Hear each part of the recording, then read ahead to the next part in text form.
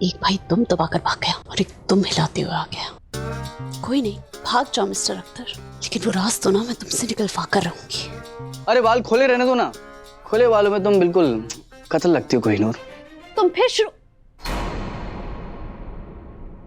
जो राज ये लोग छुपा रहे हैं वो इस मजनू से भी तो निकलवा सकती हूँ ना।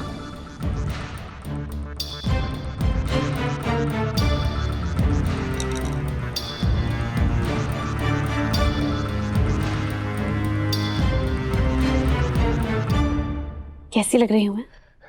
सच कहा है किसी ने, अल्लाह जब नहीं देता तो पर्दे फाड़ के देता है। लगता है आज मेरा लकी डे है। अब जिस दोस्त के लिए अपने घर के दरवाजे खोल दिए, उसके लिए बाल खोलना कौन सी बड़ी बात। वैसे बताया नहीं तुमने कैसी लग रही हूं मैं? सच बोलूं, बस एक हैंडसम लड़के की कमी है। अगर एक हैंडसम लड़का और होता ना तुम्हारे साथ तो तुम्हारी खूबसूरती मल्टीप्लाई बाय 10 हो जाती। और अगर मुझे पता होता कि पर्दे वाली रॉड तुम्हारे सर पे लगने से तुम इतना बदल जाओगे तो एक रॉड हमेशा अपने साथ रखता हूं। मुझसे दोस्ती करोगे? नेकी और पूछ पूछ। वैसे भी यश चोपड़ा की पिक्चर में यही होता है, पहले दोस्ती और फिर प्यार।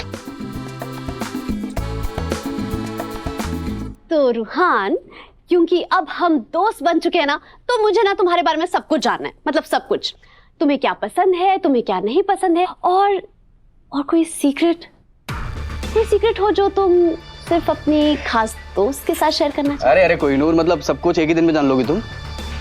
रूहान, पर तभी तो हम फ्रेंड से बेस्ट फ्रेंड्स बनेंगे ना। तो कोई राज जो सिर्फ तुम्हारे घर वालों को पता हो और तुम सिर्फ अपनी खास दोस्त के साथ शेयर करना चाहते हो। वैसे मेरी पुरानी गर्लफ्रेंड की सीक्रेट तो सिर्फ मेरी सीक्रेट लॉकर को पता है, लेकिन गड़ी हुई मुर्दी उखाड़ने से क्या फायदा कोहिनूर। मुझे तो वैसे भी अब तुम मिल गई हो, मेरी परमानेंट वाली।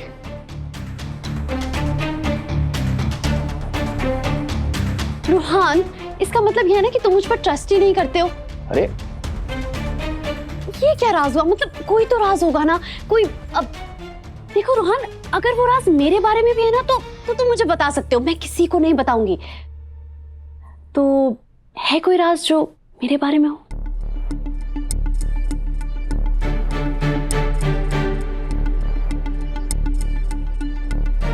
एक राज है तुम्हारे बारे में,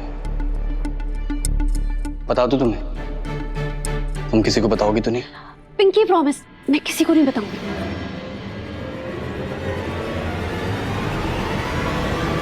वो मैं तुम्हारे सोशल मीडिया हैंडल से तुम्हारे पिक्चर्स निकाल के अपने फोन में डाउनलोड करके देखता हूँ। तुम जैसे फिल्मी आशिक से और एक्सपेक्ट भी क्या किया जा सकता है।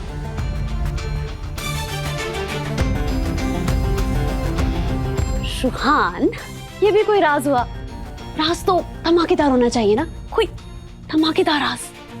तुम तो बिल्कुल डिटेक्टिव की तरह इंफॉर्मेशन निकलवाने में लगी हुई हो। अब अगर इतनी इंफॉर्मेशन चाहिए तो परिवार का हिस्सा बन के घर में आ जाओ ना। अब वैसे भी हम दोनों की शादी की एज तो हो गई है और मुझसे ज्यादा हैंडसम एलिजिबल बैचलर तुम्हें कहीं नहीं मिलेगा। अगर ये सब तुम्हारा भाई सुन लेगा ना तो भूकंप आ जाएगा। अरे भाई से डरता हूँ क्या मैं? बुलाओ उन्हें, देख लूंगा। अरे मिस्टर अख्तर, वो हम तो सिर्फ मजाक कर। अरे भाई डरपोक। ओह, एक्सक्यूज मी। राज जो भी है उसके बारे में इस मजनू को तो कुछ नहीं पता। पता होता तो ये बात अपने पेट में नहीं रख पाता। अब इस राज को पता लगाने का कोई और पैंतरा यूज करना पड़ेगा। अस्सलाम वालेकुम व रहमतुल्लाह व बरकातहू। पीर बाबा, वालेकुम सलाम। अस्सलाम वालेकुम। वालेकुम अस्सलाम। आइए आइए आइए पीर बाबा, आइए। अस्सलाम वालेकुम पीर बाबा, कैसे हैं? सब खैरियत? बैठिए बैठिए। सलाम वालेकुम। वालेकुम अस्सलाम।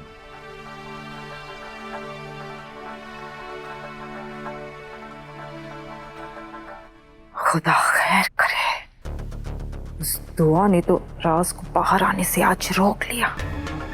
लेकिन वो जानती नहीं है कि मैं क्या चीज हूँ। 24 घंटों के अंदर इन लोगों के मुंह से अगर मैंने वो राज उगलवा नहीं लिया तो मेरा नाम ही गुलनाज नहीं है। पीर बाबा, आप बता देते आप आ रहे हैं तो गाड़ी भिजवा देती।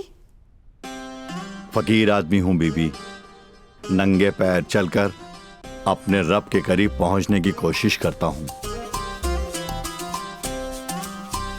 पिछली बार जैसे आपने बताया था ना, वैसे हमने घर पर कुरान खानी करवाई थी और अल्हम्दुलिल्लाह राहत बिल्कुल ठीक हो गया।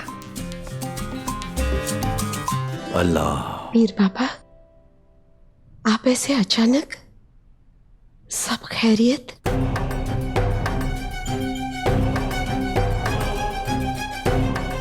कल रात आप लोगों के लिए दुआ करके उठा ही था कि एक अजीब सी उलझन होने लगी, और फिर रात को मैंने डरावना ख्वाब देखा कि एक जलजला आया जिसने आपके घर को तबाह कर दिया।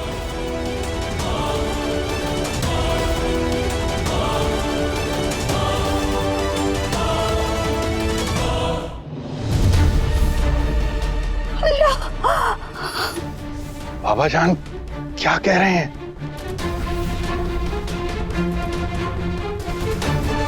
सिलसिला? अम्मी, सिलसिला का मतलब क्या है? बेवकूफ, टीवी नहीं देखती हो क्या तुम? भूकंप को जलजला कहते हैं। आपकी बताई हुई कोई बात कभी गलत साबित नहीं होती। जरूर हमारे खानदान पर कोई खतरा मंडरा रहा है। या अल्लाह,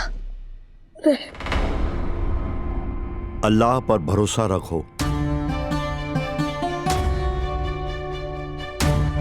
और ज्यादा से ज्यादा वक्त नमाज और इबादत में बिताओ। जी। अस्सलाम वालेकुम पीर बाबा। वालेकुम अस्सलाम। अल्लाह तुम पर उसकी नेमत बनाए रखे।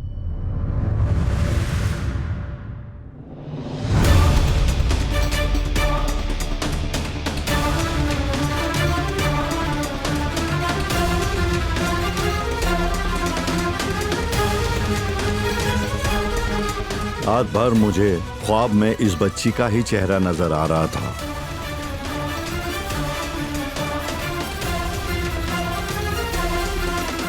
मुझे ऐसा लग रहा है कि इसके इम्तिहान की घड़ी शुरू होने वाली है।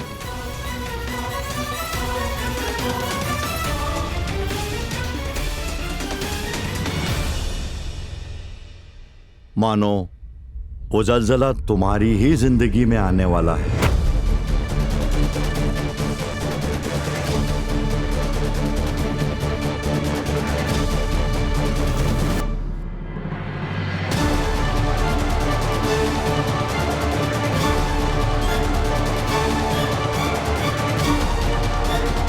और ऐसे ही एक जरूरतमंद इंसान की रोजी रोटी छीनकर तुमने बिल्कुल अच्छा नहीं किया मिस्टर हैदर। तुम्हारी वजह से मेरी नौकरी गई। आज मैं दुआ करती हूं कि तुम्हारी सबसे कीमती चीज तुमसे छिन जाए। जिंदगी में तुम कभी खुश ना रहो हैदर अख्तर। ये मेरी दिल से निकली हुई बद्दुआ है। पीर बाबा, हैदर को कोई खतरा तो नहीं है ना?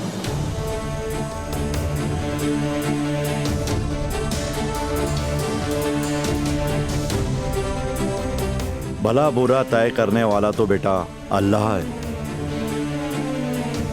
और तुम तो ढाल बनकर अपने शौहर के साथ खड़ी हो।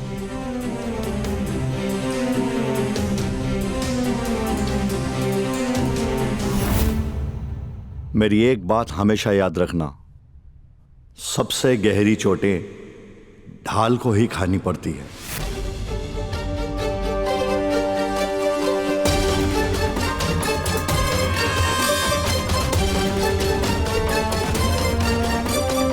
हैदर के लिए मैं हर चोट बर्दाश्त करने के लिए तैयार हूँ पीर बाबा। आप बस दुआ में याद रखें।